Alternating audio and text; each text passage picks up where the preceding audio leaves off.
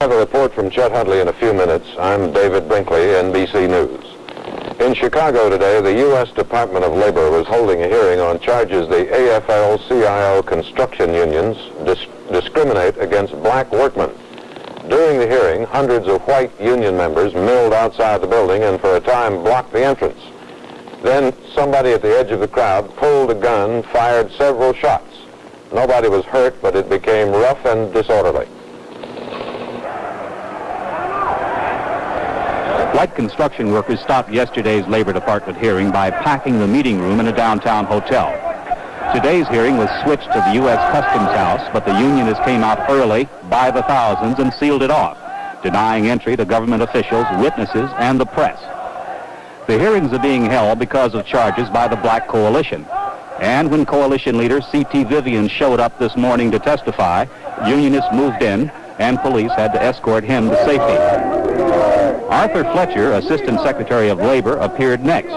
He needed police help too, but finally got into the building through a basement entrance, as did others. As the crowd and the tension mounted, police called for reinforcements. Minutes later, several hundred more policemen moved in wearing blue riot helmets. You're supposed to keep the street clear anyway.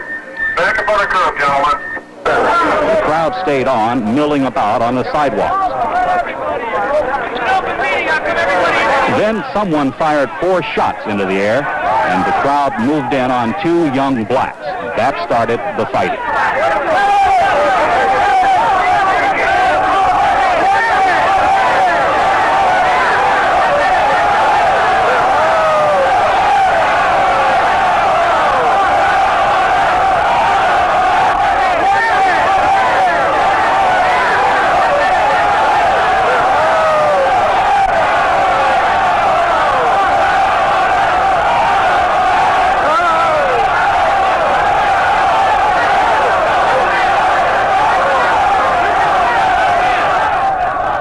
No one was wounded by the gunfire, but several policemen suffered injuries in the fighting, including one officer who had to be helped away. In the course of Despite the violence, today's hearing did get underway. One of the witnesses, Samuel Simmons of the Department of Housing and Urban Development, said his agency will recommend sanctions as a result of an investigation his agency made. As a result of these investigations, I recommend to you that enforcement action to impose economic sanctions in the form of prohibition of future contracts and the cancellation of existing contracts be taken pursuant to executive order upon 17 of the contractors whom we investigated and upon other contractors who may, after investigation, be found to have engaged in similar practices. Labor Department officials here say the public hearings will continue tomorrow. Bill Matney, NBC News, Chicago. Number 1. The Huntley-Brinkley Report is produced by NBC News and brought to you in color. Since you give your little boy enough food for a man, does he still need to take vitamins? You never know. You've given him a big ham sandwich, a real mouthful, and his favorite peanut butter, a piece of fruit.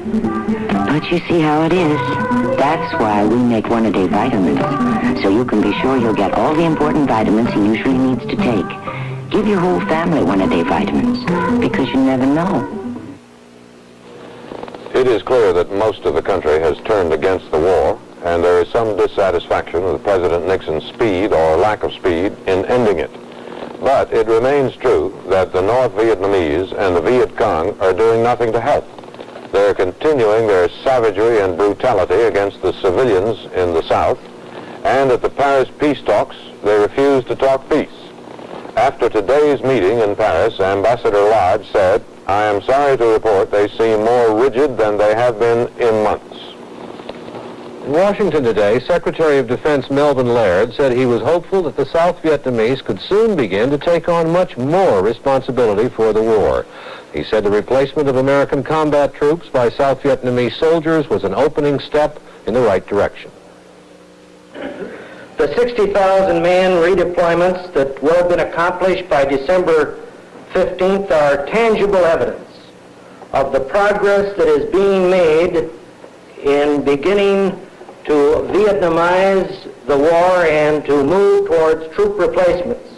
And this troop replacement program, as you know, started on July 1st of this year. But let me make one thing very clear, ladies and gentlemen. Vietnamization means a lot more than modernization of the South Vietnamese armed forces.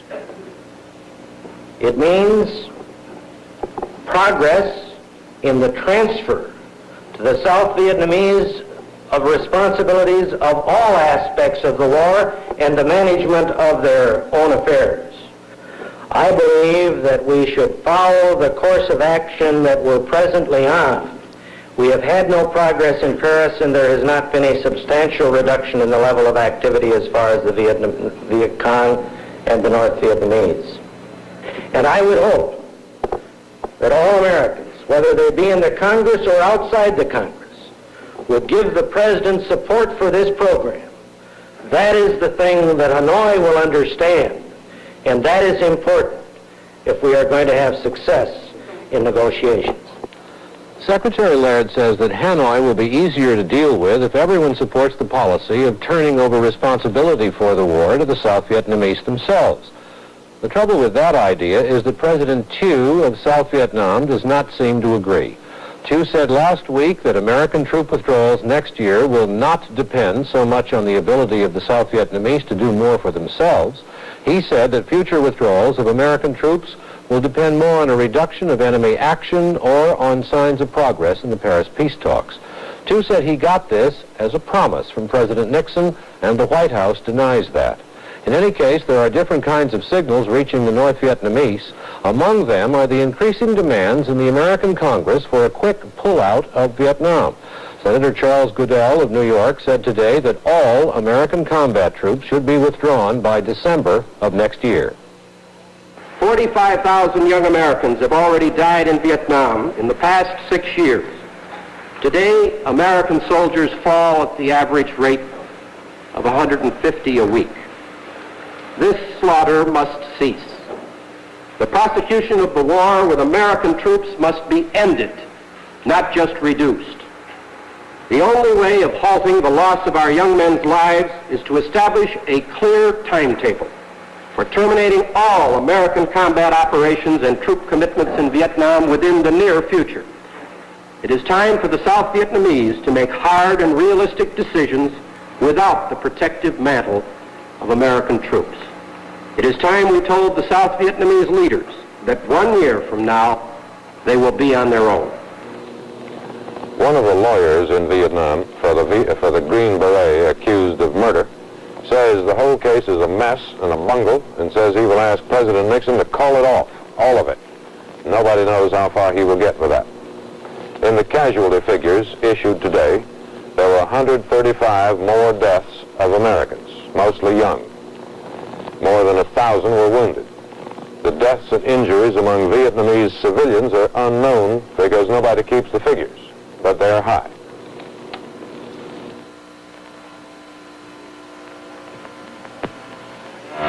Watch the new Homelight Easy, the only super lightweight chainsaw with the guts to take a tree 3 feet in diameter, just in case you should ever want to. It's ideal for limbing, pruning, and bucking, too.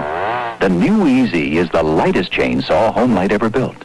Just 8 1/2 pounds, plus cutting attachments. And you wouldn't believe how easy it is to start. 2 fingers, lift, and away you go.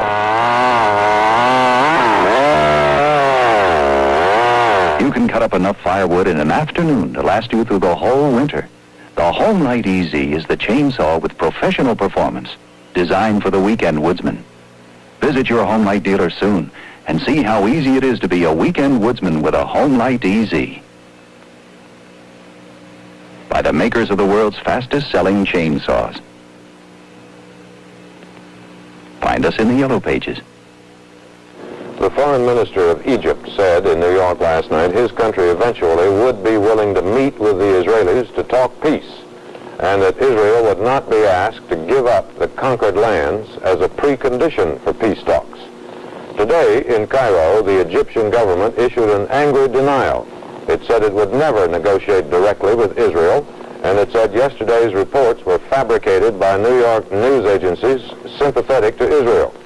The report was not fabricated. So apparently there was a lack of communication between Cairo and its foreign minister in New York. The Middle East crisis occupied center stage at the White House today with the arrival of Israeli Prime Minister Golda Meir. The president's aides had arranged a warm welcome for the Israeli leader as they had for Jordan's King Hussein a few months ago. But if Richard Nixon was trying to wield an even-handed policy, Mrs. Meir was quick to remind all of the traditional friendship between the United States and Israel. Mr. President, the ties between our two countries are rooted in the biblical heritage and in a common dedication to human dignity, freedom, and to democracy. It is this sense of affinity that has encouraged us to ask for America's understanding and support in difficult times. I look forward to the day when an Israel Prime Minister will be able to come here bearing to the President and the people of the United States the tidings that the Middle East has entered a new epoch of amity and regional cooperation. From Jerusalem, the city of prophecy and universal inspiration, I bring you the traditional Hebrew greeting, Shalom.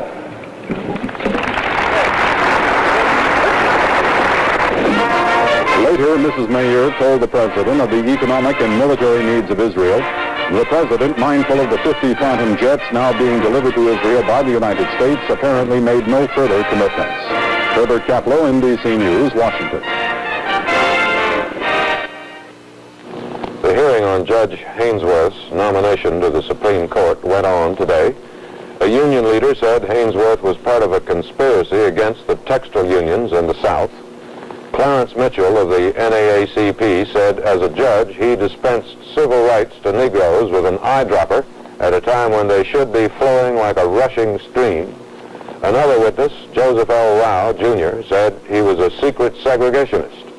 The best information we get is that Judge Haynesworth will be confirmed. In Chicago, they were trying 8 people charged with conspiracy in those riots during the Democratic conventions last summer. As jury selection began this morning, Judge Julius Hoffman explained to the group of 350 prospective jurors that the indictment against the 8 defendants was not evidence, that it was merely a means of preferring a charge. Then Judge Hoffman began to read from the indictment. The 8 men, he said, did unlawfully, willfully, and knowingly conspire, confederate, and agree together to break the 1968 anti-riot law by coming to Chicago to incite, organize, promote, encourage, participate in, and carry on a riot. Defense attorney William Kunstler rose to complain that there was no way for the record to show the voice inflections the judge was using, like Orson Welles reading the Declaration of Independence, he said.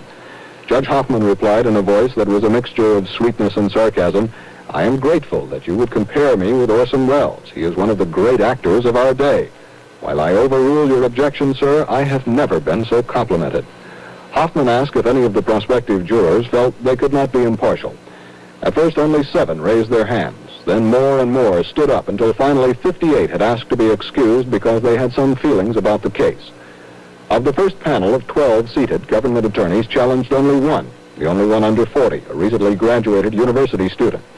Defense attorneys conferred for a few moments, then objected to 3, 1 a government employee, and 2 with friends or relatives who are policemen. The jury that was finally selected was composed of 10 women and 2 men. Opening arguments will be heard tomorrow. John Dancy, NBC News, Chicago.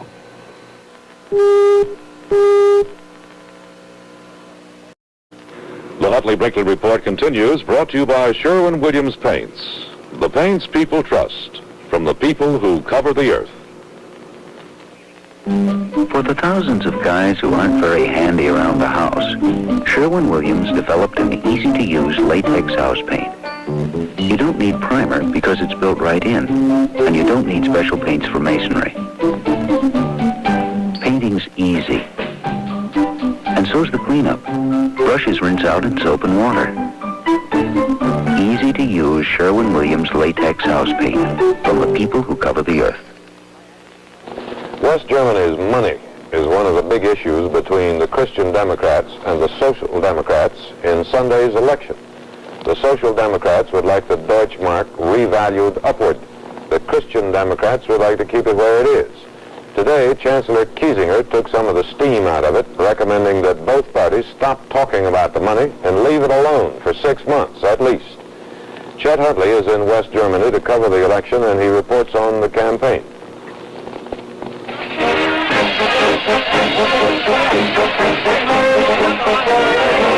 German election campaigns tend to be noisy affairs, though candidates, like their rallies, differ more in style than in substance.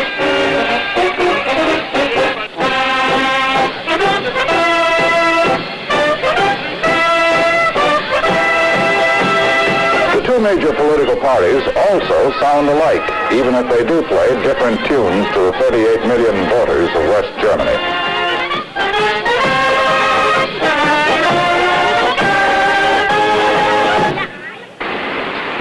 The Christian Democrats stress their leader, West German Chancellor Kurt Kiesinger, and say it's the Chancellor who counts in the government. The Social Democrats, led by Willy Brandt, mostly refer to themselves as a group, working together for the Germany of the future. There are extremists on the left and the right, but the so-called neo-Nazi NPD will be lucky to get 5% of the vote, entitling it to a place in Parliament. Keine Millimeter ihrer bisherigen Position in der Deutschlandfrage preisgegeben. Kiesinger has been Chancellor for almost 3 years, in coalition with the Social Democrats, a partnership each side is trying to end by getting enough votes to govern on its own.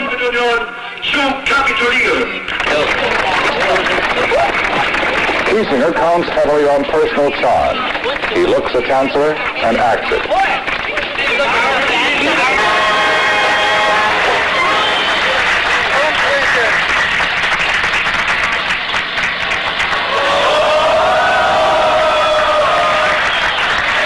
Brandt, the socialist, now serving as foreign minister in the grand coalition run by Kiesinger, will himself become chancellor if his party can win enough seats to control the federal parliament.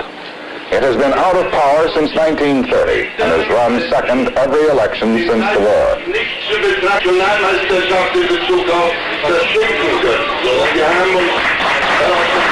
And there is Franz Josef Strauss, leader of the Bavarian wing of Kiesinger's Christian Democrats, now finance minister, a tough, sometimes ruthless conservative who might well take over the party from Kiesinger if it is forced into opposition, a prospect that frightens many German liberals. Professor Karl Schiller, West Germany's economics minister, has played a leading role this election for Brandt's Social Democrats.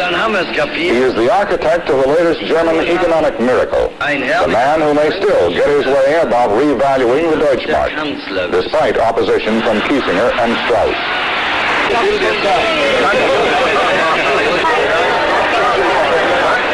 Somewhat lost in the fun and games of this campaign was the question of what to do about the German economy, which is in danger of overheating. How to cool it down without stopping it cold. How to prevent strikes for higher pay, which could inflate the economy to explosion.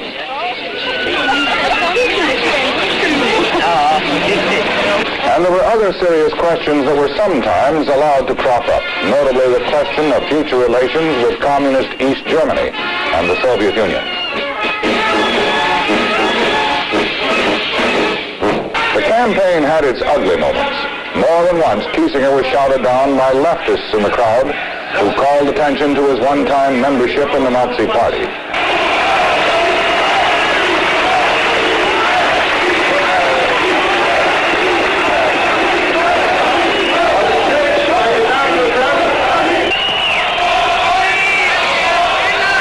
Strauss was another frequent target of the leftists, who also managed to break up so many rallies of the right-wing NPD that the authorities often banned the NPD from meeting at all just to keep the peace.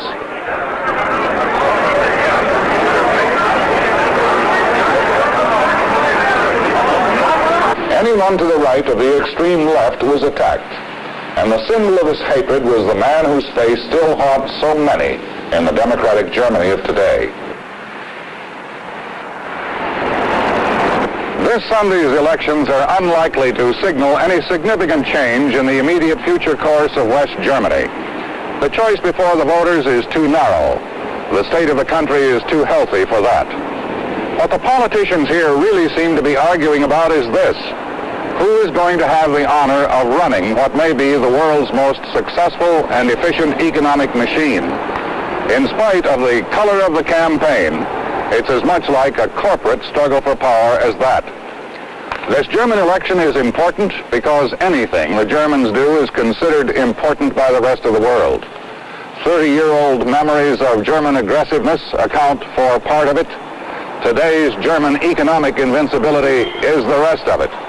And it is not forgotten that in the past, the Germans frequently abused their power. Chet Huntley, NBC News, Bonn, West Germany.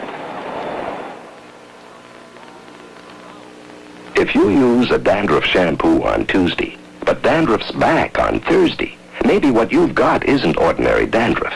Ask your doctor. Flaking and itching could be early signs of eczema, seborrhea, psoriasis. Tegrin medicated shampoo has an invisible medicated barrier that fights bacteria for days. Plus, a medication that helps control flaking and itching with just regular use. Try Tegrin medicated shampoo. Thank you. I wear dentures, and I love lots of tea, but I don't have to worry about tea-stained dentures. I use Polident. No matter what I've tried, nothing pleases me more than Polident. People keep coming back to Polident because no tablet, powder, or paste gives them the cleaning satisfaction of Polident. No wonder dentists surveyed recommend Polident over all other leading brands combined. No wonder denture wearers keep coming back to Polident. President Nixon never uses the swimming pool downstairs in the White House, and so he is thinking now of turning it into a press room for reporters, presumably draining the water first. Two brothers were convicted of murdering Raymond Navarro, the hot-eyed Latin lover from the silent movies, and they were sentenced to life imprisonment. A House committee began hearings on a bill to stop somehow the mailing of unsolicited pornography. McCulloch of Ohio said the right of every American to read dirty books, if he wants to, must be protected, but it's intolerable to have them forced on those who don't. Today, the stock market lost some of what it gained in the past week. The Dow Jones Industrials dropped almost 5 points, and an average share of common stock lost 32 cents. One time, back in the mists of history, Walter O'Malley took the Brooklyn Dodgers and moved them somewhere to the west, looking for more money. Well, then appeared a team called the Mets in 1962. In a 10-team league, they finished 10th. For 4 years in a row, they finished 10th. In 1966, they zoomed from 10th up to 9th. But a year later, exhausted from the effort, they slid back to 10th. Well, by this time, New York's baseball fans are absolutely in love with them, and nobody even talked about the Yankees anymore, except in the executive dining room at CBS. Well, 1969 dawned clear and cold, and before the year was over, last night, in fact, the Mets needed only one game to win the Eastern Division Championship. When a St. Louis Cardinal was thrown out at first base, the moment came.